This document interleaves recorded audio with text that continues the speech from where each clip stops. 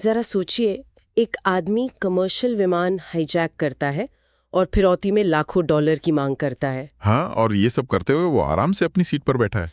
बिल्कुल, कोई चीख पुकार नहीं, कोई हथियार लहराने का शोर नहीं, मतलब पैनिक का तो नामो निशान तक नहीं था। सिर्फ एक अजीब सी और बहुत ही खौफनाक शांति थी वहां। सही कहा। तो आज हम इसी कहानी की बहुत गहराई तक जाने वाले हैं। हम डीक्लासिफाइड FBI फाइलों और फ्लाइट लॉग्स के भारी भरकम स्टैक को खंगाल रहे हैं। हमारा मकसद सिर्फ इस एक घटना को जानना नहीं है, हम उस बड़े रहस्य की परतों को खोलना चाहते हैं जिसने पूरी दुनिया की पुलिस को उलझा कर रख दिया था। हाँ, तो चलिए शुरू करते हैं। 24 नवंबर 1971 का दिन था। अमेरिका में थैंक्सगिविंग का समय चल रहा था। जाहिर है ऐसे समय में लोग अपने परिवारों के पास लौटने के लिए उत्सुक होते हैं। एयरपोर्ट्स पर भारी भीड़ थी। उसी भीड़ में एक आदमी मौजूद था। उसका पहनावा बिल्कुल साधारण था। उसने एक काला सूट, एक सफेद शर्ट और एक पतली काली टाई पहनी हुई थी। देखिए, यहाँ सबसे दिलचस्प बात उसका शांत चेहरा था। वो उस अफरा तफरी वाली भीड़ से बिल्कुल अलग लग रहा था। हाँ, वो डैन कूपर नाम से टिकट खरीदता है और पोर्टलैंड से सियाटल जाने वाली नॉर्थ वेस्ट ओरिएंट एयरलाइंस की फ्लाइट 305 में जाकर चुपचाप अपनी सीट पे बैठ जाता है। आपराधिक मनोविज्ञान में इस तरह के शांत व्यवहार को चेतन अलगाव या कॉन्शियस डिटैचमेंट कहा जा सकता है। अच्छा, इसका क्या मतलब होता है? मतलब वो इंसान अच्छी तरह जानता था कि वो क्या करने वाला है, लेकिन उसके शरीर की भाषा में कोई तनाव नहीं था। बिल्कुल नॉर्मल था वो। ये सच में बहुत अजीब है। खैर, विमान उड़ान भर चुका था और आसमान में सब कुछ बिल्कुल सामान्य लग रहा था। तभी कूपर ने एयर होस्टेस फ्लोरेंस शैफनर को एक कागज का छोटा सा टुकड़ा दिया। अब उस समय के माहौल को देखते हुए फ्लोरेंस को लगा कि शायद कोई यात्री फ्लर्ट कर रहा है। उसने सोचा कोई अपना फोन नंबर दे रहा है। हाँ, 70 के दशक में एयरलाइंस में ऐसा होना काफी आम बात थी। तो उसने उस नोट को बिना खोले ही अपनी जेब में रख लिया। लेकिन तभी उस आदमी ने बहुत ही धीमी लेकिन एकदम स्पष्ट आवाज में कुछ कहा। उसने कहा, मिस, बेहतर होगा आप नोट पढ़ लें, मेरे पास बॉम्ब है। अरे बाप रे! ये लाइन सुनते ही रोंगटे खड़े हो जाते हैं। मतलब ये किसी सस्पेंस फिल्म के सीन जैसा लगता है, लेकिन असलियत में उसकी वो शांति इसे और भी खौफनाक बना देती है। बिल्कुल, वो एक पल था जब एक साधारण सी उड़ान अचानक एक भयानक दुस्वप्न में बदल गई। चलिए इस सीन को थोड़ा विस्तार से समझते हैं। जब फ्लोरेंस घबराकर उसके पास जाकर बैठती है तो कूपर धीरे से अपना ब्रीफकेस खोलता है। और उस ब्रीफकेस के अंदर लाल रंग की 8 सिलेंडर जैसी चीजें रखी थीं। हाँ, जिनसे लाल और काले तार जुड़े हुए थे और बीच में एक बड़ी सी बैटरी थी। अब ये कोई मजाक नहीं था। डर का असली रूप उस ब्रीफकेस के अंदर मौजूद था। अगर हम इस पूरे परिदृश्य को बड़े फलक पर देखें तो समझ आता है कि कूपर का ये शांत व्यवहार कोई संयोग नहीं था। तो क्या ये कोई सोची समझी चाल थी? बिल्कुल, ये एक बेहद सोची समझी मनोवैज्ञानिक रणनीति थी। देखिए, जब कोई अपराधी चीखता है या हिंसा करता है तो सामने वाले पैनिक करने लगते हैं। हाँ, लोग डर के मारे कुछ भी करने लगते हैं। सही कहा। एड्रेनलिन बढ़ने से स्थिति बेकाबू हो जाती है। लेकिन कूपर ने जानबूझकर अपनी आवाज धीमी रखी।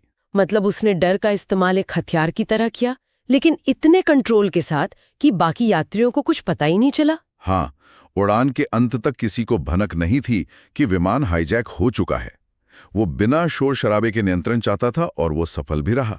ये सोचकर ही डर लगता है कि पीछे की सीट पर मौत बैठी है और आगे की यात्री आराम से अपनी कॉफी पी रहे हैं। और इसके बाद कूपर ने अपनी मांगे सामने रखी। हाँ, उसने कहा कि उसे $2 लाख नकद चाहिए, जो आज के समय में लगभग $1.5 मिलियन के बराबर होगा। इसके साथ ही उसने 4 पैराशूट भी मांगे। और सियाटल पहुंचते ही विमान में ईंधन भरने के लिए एक ट्रक तैयार मिलने की भी शर्त रखी। इन मांगों के बीच जो सबसे डरावनी बात थी वो ये कि कूपर आराम से बॉर्बन पी रहा था और सिगरेट की कश लगा रहा था। ऐसा लग रहा था मानो वो बम लेकर नहीं, किसी कॉर्पोरेट ऑफिस के बिजनेस मीटिंग में बैठा हो। यही बिजनेस मीटिंग वाला रवैया जांचकर्ताओं को सबसे ज्यादा परेशान करता है। ऐसे मामलों में अपराधी पसीने से तरबतर होते हैं या बार बार खिड़की से झांकते हैं। लेकिन कूपर को अपनी भावनाओं पर पूरा कंट्रोल था। इसके पीछे एक तकनीकी कारण भी है।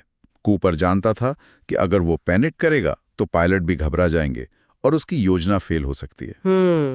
लेकिन मुझे यहाँ एक बात समझ नहीं आती।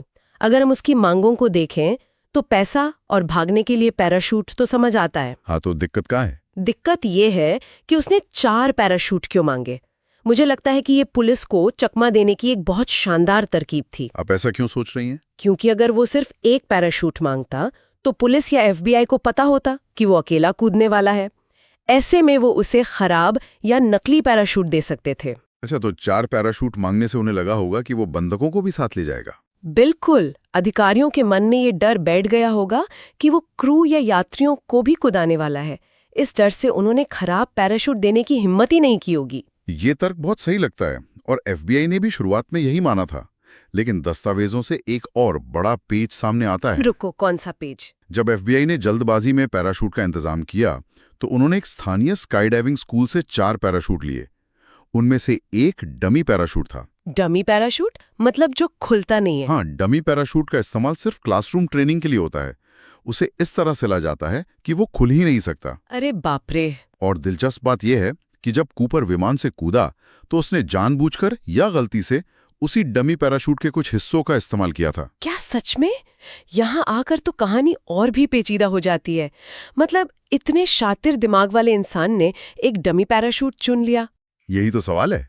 क्या ये उसकी भूल थी या उसे पैराशूट्स की खास जानकारी ही नहीं थी? इससे एक बड़ा सवाल खड़ा होता है कि क्या कूपर सच में कोई अनुभवी स्काई डाइवर था या सिर्फ एक दुस्साहसी अपराधी। हाँ, क्योंकि कोई भी पेशेवर इंसान ऐसी गलती नहीं करेगा। एफबीआई फाइलों में दर्जनों एक्सपर्ट्स का मानना है कि कोई भी पेशेवर पैराट्रूपर रात के अंधेरे और बारिश में बिना गियर के कूदने की गलती नहीं करेगा। खैर, उसकी रणनीति सियाटल पहुंचने तक तो काम कर रही थी। सियाटल एयरपोर्ट पे विमान उतरा और इसकी सारी मांगें मान ली गईं। एफबीआई ने $20 के 10,000 नोटों में $2 लाख का इंतजाम किया। और अधिकारियों ने हर एक नोट का सीरियल नंबर माइक्रोफिल्म पर रिकॉर्ड भी कर लिया था। कूपर को पैसे और पैराशूट मिल गए।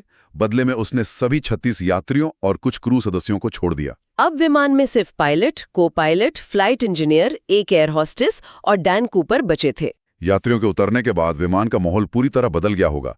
अब असली खेल शुरू होने वाला था। कूपर ने कॉकपिट क्रू को नए आदेश दिए। उसने कहा कि विमान को मेक्सिको की तरफ मोड़ा जाए। लेकिन उड़ान के नियम हैरान करने वाले थे। उसने आदेश दिया कि विमान 10,000 फीट से ऊपर न उड़े और गति 150 नॉट से ज्यादा न हो, फ्लैप्स 15 डिग्री पर हों और लैंडिंग गियर नीचे ही रहे। और सबसे अजीब मांग थी पीछे वाली सीढ़ियों को नीचे करना। हाँ, एस्टर्स। और यहीं से समझ आता है कि बोइंग 727 विमान चुनना कोई इत्तेफाक नहीं था। बिल्कुल, कूपर को एविएशन के विज्ञान की गहरी समझ थी। क्योंकि बोइंग 727 उस समय के उन चुनिंदा विमानों में से था जिनमें पूंछ के नीचे सीढ़ियां होती थीं। इसके पीछे पूरी तरह से एरोडायनामिक्स का विज्ञान काम कर रहा था। बोइंग 727 के तीनों इंजन विमान के पिछले हिस्से में बहुत ऊंचाई पर होते हैं। तो अगर कोई साइड वाले दरवाजे से कूदेगा तो क्या होगा? हवा का दबाव उसे खींचकर सीधे इंजनों में फेंक सकता है। लेकिन पीछे की सीढ़ियों से कूदने पर जंपर सुरक्षित रूप से इंजनों के प्रभाव क्षेत्र से नीचे निकल जाता है। अच्छा, अब समझ आया। इसके अलावा 10,000 फीट की ऊंचाई पर विमान का कैबिन अनप्रेशराइज रह सकता है, जिससे हवा के भारी दबाव के बिना दरवाजा खोला जा सकता है। ये तकनीकी जानकारी तो आम इंसान को बिल्कुल नहीं होती। उसने तकनीकी रूप से सब कुछ परफेक्ट प्लान किया था। लेकिन मुझे एक बात बिल्कुल समझ नहीं आती। उस रात का मौसम, नवंबर का महीना, प्रशांत पश्चिमोत्तर क्षेत्र और रात का घना अंधेरा और मूसलाधार बारिश और इतनी तेज हवा जो पूरे विमान को हिला रही थी। हाँ, बाहर का तापमान 0 से नीचे था। और कूपर ने क्या पहना था? एक सूट, एक सफेद शर्ट, पतली टाई और लोफर जूते। इतनी ऊंचाई पर विंचिल फैक्टर इंसान को कुछ ही मिनटों में जमा सकता है। उसने ना तो हेलमेट पहना था, ना कोई भारी जैकेट। मुझे तो ये योजना कम और पागलपन ज्यादा लगता है। यही इस पूरी कहानी का सबसे बड़ा विरोधाभास है। वो कैसे? एक तरफ उसने हर चीज की इतनी सटीक योजना बनाई, एरोडायनेमिक्स का फायदा उठाया, पैनिक रोका, उड़ान की ऊंचाई तय की। हाँ, एक मशीन की तरह काम कर रहा था। लेकिन दूसरी तरफ उसने प्रकृति के उस भयानक रूप को चुनौती दी जिस पर उसका कोई बस नहीं था। इसीलिए विमानन इतिहास में इसे लगभग एक आत्मघाती कदम माना जाता है। और फिर रात करीब 8 बजे सियाटल और पोर्टलैंड के बीच आसमान में कॉकपिट में पायलटों को एक जोरदार झटका महसूस होता है। उस झटके का मतलब था कि विमान के सेंटर ऑफ ग्रेविटी में अचानक बदलाव आया है। मतलब जब पैसों का बैग और एक इंसान का वजन अचानक विमान के पिछले हिस्से से गायब होता है तो विमान की नाक हल्की सी ऊपर उठती है। एकदम सही।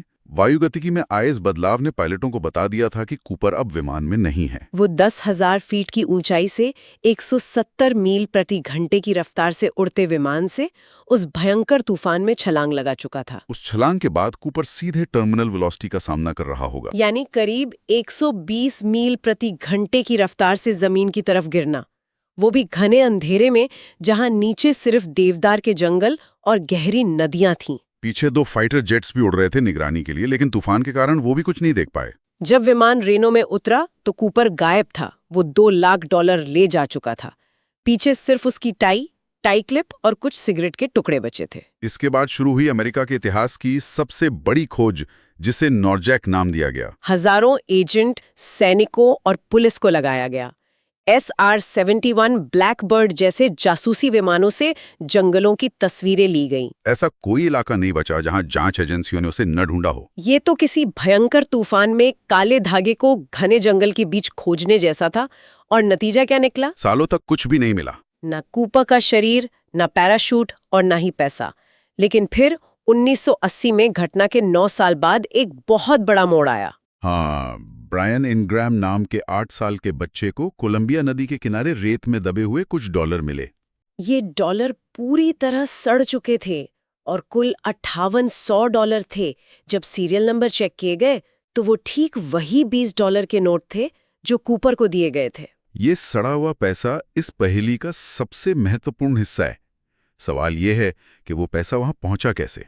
FBI ने क्या पता लगाया? उन्होंने नोटों का फोरेंसिक विश्लेषण किया। उन्हें नोटों पर डाइटम मिले। एक मिनट, ये डाइटम क्या होते हैं? ये एक तरह के सूक्ष्म शैवाल होते हैं।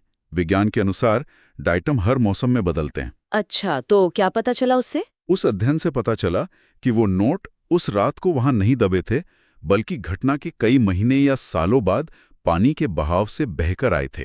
तो आखिर इस सब का क्या मतलब है?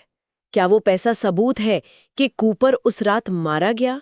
देखिए, इस सुराग में जांचकर्ताओं को 2 अलग दिशाओं में सोचने पर मजबूर कर दिया। पहला सिद्धांत क्या है? पहला सिद्धांत यह है कि कूपर कभी बच ही नहीं पाया। वो बिजनेस सूट में कूदा, तापमान 0 से नीचे था, शायद उसका पैराशूट ठीक से खुला ही नहीं। या अगर खुला भी तो वो जंगल में गिरकर हाइपोथर्मिया का शिकार हो गया होगा। बिल्कुल, और सालों बाद नदी ने पैसों के एक छोटे से हिस्से को किनारे पर फेंक दिया। ये सिद्धांत मानता है कि उसने प्रकृति का गलत आकलन किया और चांद से हाथ धो बैठा। लेकिन FBI फाइलों को देखने पर दूसरा सिद्धांत इससे भी ज्यादा रोमांचक लगता है। हाँ, दूसरा सिद्धांत ये है कि कूपर एक मास्टरमाइंड था। उसने जानबूझकर उस पैसे को नदी किनारे छोड़ा था। क्योंकि वो जानता था कि सीरियल नंबर्स रिकॉर्डेड हैं। सही कहा। अगर वो पैसा बाजार में चलाता तो पकड़ा जाता। इसलिए अपनी मौत का झूठा सबूत पेश करने के लिए उसने थोड़ी सी रकम वहां दबा दी, ताकि पुलिस को लगे कि वो डूबकर मर गया है, जबकि वो आराम से कहीं और निकल गया हो। ये तो जांच को भटकाने की एकदम परफेक्ट योजना लगती है। बिल्कुल, एक ऐसा इंसान जो हवा में से वाष्प की तरह उड़ गया। यही कारण है कि ये आज दुनिया के सबसे बड़े अनसुलझे विमानन रहस्यों में गिना जाता है। हमने शुरुआत में बात की थी कि कैसे ये घटना एक डरावनी शांति से शुरू हुई थी। एक आम सा दिखने वाला आदमी हवा में लाखों डॉलर्स लेकर कूदा और हमेशा के लिए उस रात का हिस्सा बन गया। और ये बात हमारी कल्पना को पंख देती है कि सब कुछ ट्रैक होने वाले इस युग में कोई इंसान ऐसे कैसे गायब हो सकता है। इस चर्चा को खत्म करने से पहले एक ऐसा पहलू है जिस पर कम बात होती है, लेकिन उसने दुनिया बदल दी। आप एविएशन नियमों की बात कर रही हैं ना? हाँ, इस एक घटना ने पूरे एविएशन उद्योग के नियम पलट दिए। डैन कूपर के जंप के ठीक बाद बोइंग 727 विमानों के पिछले दरवाजे पर एक बाहरी लॉक लगाना अनिवार्य कर दिया गया, जिसे आज भी कूपर वेन कहा जाता है। इसे उड़ान के दौरान अंदर से नहीं खोला जा सकता। और इतना ही नहीं, आज एयरपोर्ट्स पर जो एक्सरे मशीन से जांच होती है और हम मेटल डिटेक्टर से गुजरते हैं, वो भी इसी घटना का सीधा परिणाम है। कूपर भले ही हमेशा के लिए विलुप्त हो गया हो, लेकिन उस रात की शांति ने दुनिया भर के एयरपोर्ट्स का सुरक्षा तंत्र हमेशा के लिए बदल दिया। ये सोचना आज भी रोंगटे खड़े कर देता है कि अगर नदी किनारे मिला पैसा उस विशाल रकम का एक छोटा सा हिस्सा था, तो बाकी के पैसे कहाँ गए? क्या प्रकृति ने कूपर को सजा दी, या फिर वही तूफान उसका सबसे बड़ा मददगार बन गया? ये एक ऐसा सवाल है जो शायद हमेशा के लिए एक रहस्य ही रहेगा।